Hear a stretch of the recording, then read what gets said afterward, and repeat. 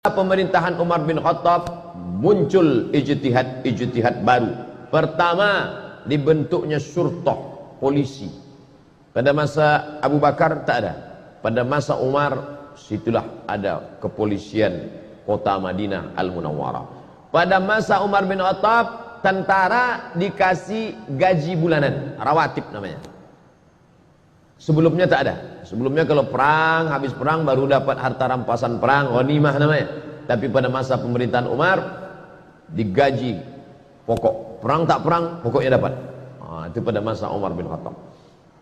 Pada masa Umar bin Khattab dibangunlah rumah wakaf. Sebelum itu tak ada. Sebelum itu Baitul Mal saja, tapi ini khusus dibuatkan rumah wakaf. Pada masa Umar bin Khattab pula dibangun diwan. Diwan itu kantor. Sebelumnya tak ada kantor. Zaman Nabi tak ada kantor. Zaman Abu Bakar tak ada kantor. Setelah itu pada masa Umar bin Khattab ada kantor administrasi negara. Tertib administrasi. Ada berkas-berkas, ada pegawainya, ada karyawannya, ada gaji tetapnya. Dan pada masa pemerintahan Umar bin Khattab, Islam tersebar. Makkah di tengah, di bawahnya Yaman, di atasnya negeri Syam, Suriah, Lebanon, Palestina, Yordania. Di kirinya Laut Merah. Menyeberang Laut Merah, Mesir. Mesir dibuka pada masa pemerintahan Umar bin Khattab. Umar mengutus seorang sahabat bernama Amr bin As. Amr bin As lah yang membebaskan Mesir. Jangan katakan eksploitasi. Jangan katakan ekstradisi. Jangan katakan ekspansi. Ini banyak ini anak-anak mahasiswa menulis ekspansi Umar bin Khattab ke Mesir. Ekspansi sama dengan penjajahan, perluasan kekuasaan. Tapi Islam selalu memakai istilah fathu, pembebasan. Mesir dibebaskan. Dibebaskan dari apa? Dibebaskan dari menyembah berhala, dibebaskan dari menyembah matahari, dibebaskan dari menyembah sungai Nil kepada menyembah Allah Subhanahu wa taala. Mesir agama nenek moyang mereka menyembah dewa matahari, Ra namanya. Nanti kalau pergi ke museum Mesir, nampak ada bulat matahari, di kiri kanan bawah atas keluar tangan dewa matahari sedang mengulurkan nikmat-nikmatnya. Karena kalau matahari tak ada, maka tidak akan tumbuh gandum. Kalau gandum tak tumbuh, tak akan mati, tak akan makan, mereka akan mati. Maka mereka menyembah matahari. Di dunia ini sampai hari ini masih ada orang menyembah matahari. Jepang, lalu kemudian Mesir itu menyembah matahari. Dan orang Arab jahiliyah pun menyembah matahari. Makanya tak boleh kita solat sunat isyraq sebelum matahari lewat setinggi galah. Karena itu adalah waktu yang dipakai untuk orang kafir jahiliyah menyembah matahari. Maka disebut ada istilah qarnai syaitan, dua tanduk setan. Ketika matahari terbit, ini bumi, ini matahari. Naik matahari terbit, ketika matahari terbit datang dua tanduk setan.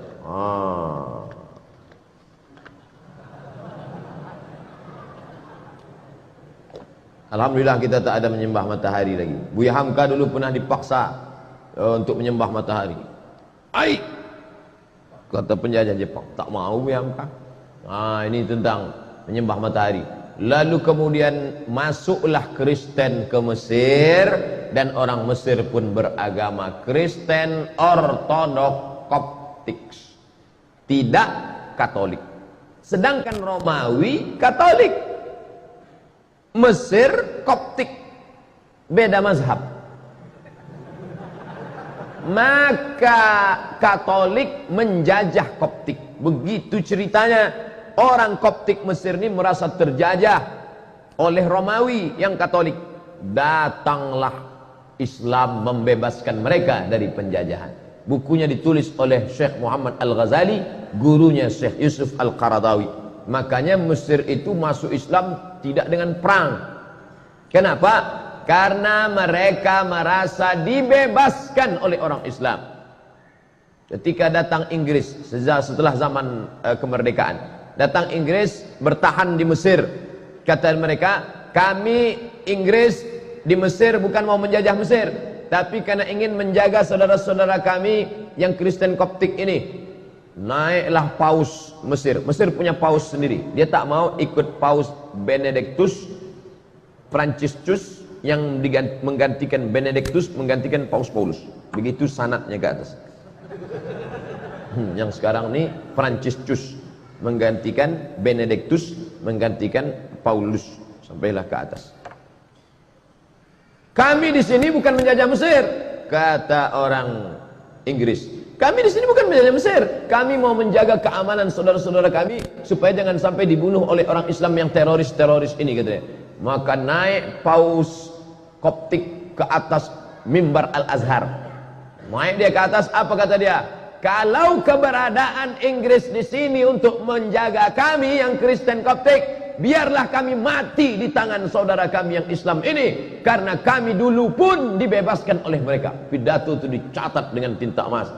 Makanya Islam kalau dia kuat, dia besar, dia justru menjadi rahmat bagi semesta alam. Bayangkan berkelahi antara Koptik dengan Ortodok, Ortodok Koptik berkelahi dengan Katolik, justru yang menolongnya adalah umat Islam. Bukti bahwa Islam tidak menghabisi minoritas. Sampai hari ini gereja-gereja tetap tegak di Mesir.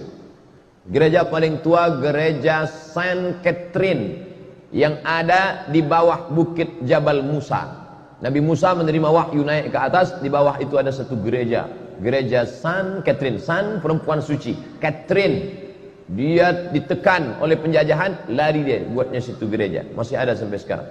Saya waktu naik ke atas bukit Tursina, kami tengok, loh kok ada gereja di bawah? Ini gereja Saint Catherine. Seandainya Umar bin Khattab waktu itu mau, bisa diratakannya semua. Itu yang kafir-kafir itu matikan mereka semua. Dah, mana? Islam pernah berkuasa di India, beratus tahun Islam berkuasa di India. Orang Hindu masih tetap ada. Kalaulah Islam itu ekstrim, tak ada lagi Sanjay Dutt, Shahrukh Khan, Amitabh Bachchan, udah habis itu semua udah.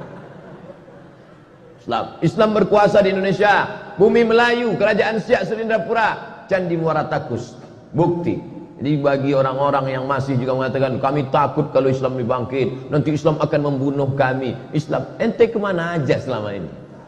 Tak ente tengok bagaimana Mesir tetap tegak berdiri. Maka mereka berbondong-bondong masuk Islam, karena Islam datang membawa rahmatan lil alamin. Lalu kemudian Palestina yang waktu itu dipegang kuncinya oleh Kristen Ortodok, dan Islam menguasai Palestina dengan damai. Dia tak mau menyerahkan kunci ini kepada tentara-tentara. Apa kata pimpinan agama Kristen Palestina? Kunci ini hanya mau aku serahkan kepada Umar bin Khattab. Dia penasaran, mana Umar tuh, aku mau menengok Umar. Kalau mau kunci ini, datang kemari. Umat Islam kalau mau merampas kunci itu bisa aja, tariknya udah. Tapi Umar bin Khattab bijaksana, biar aku yang datang, kata Umar. Datanglah Umar. Dibayangkan si pendeta ini akan datang pasukan berkuda dengan baju besi, dengan tombak. Tunggunya lah, berkedip-kedip mata dia menengok, manalah Umar bin Khattab. Dari kejauhan ditengoknya onta satu ekor, ada dua orang. Yang mana Umar bin Khattab, kata dia. Dua orang ini ganti-gantian, kadang budaknya di atas, kadang Umar di bawah, kadang Umar di bawah, kadang budak di atas. Pas ketika mau dekat pintu Baitul Maqdis, giliran Umar di bawah, budaknya di atas. Tengoknya pakaian Umar biasa aja, disangkanya Umar pakai baju kebesaran, pakai jubah sutra, pakai cincin emas, pakai naik kereta kencana, feodal. Umar tuh low profile. Tengoknya Umar. Yang mana Umar bin Khattab? Ini dia. Ini Umar bin Khattab yang menguasai dari Yaman sampai ke Palestina, sampai ke Mesir itu. Ya, inilah dia. Kata mereka terkejut. Lalu kemudian Umar dipersilakan solat di gereja tempat lahirnya Isa alaihissalam. Silakan Umar solat. Umar tak mau. Solat dia di depan gereja. Ini gereja, solat dia di depan gereja. Selesai dia solat, orang bertanya, kenapa kau tak mau solat di dalam gereja itu Umar? Nanti kalian tengok. Sekarang barulah orang terkagum sama Umar. Kenapa? Bekas sujud Umar solat itu, itulah didirikan masjid sekarang, namanya Masjid Umar bin Khattab, berhadap-hadapan dengan katedral kelahiran Isa alaihissalam. Bayangkan kalau Umar bin Khattab solat di gereja itu, apa yang terjadi? Rata gereja itu jadi masjid. Tengok Umar bin Khattab bijaksana. Begitulah dia. Tapi ada satu api dalam sekam, sakit hati dia. Siapa dia? Ketika Umar bin Khattab membebaskan Persia, Makkah di tengah, Yaman di bawah, Syam di atas, Mesir di kiri. Di kanan ini ada Persia. Persia lebih kuat daripada Roma. Makanya dalam Quran ada suatu surat namanya surat Ar-Rum. Ghulibatir Rom.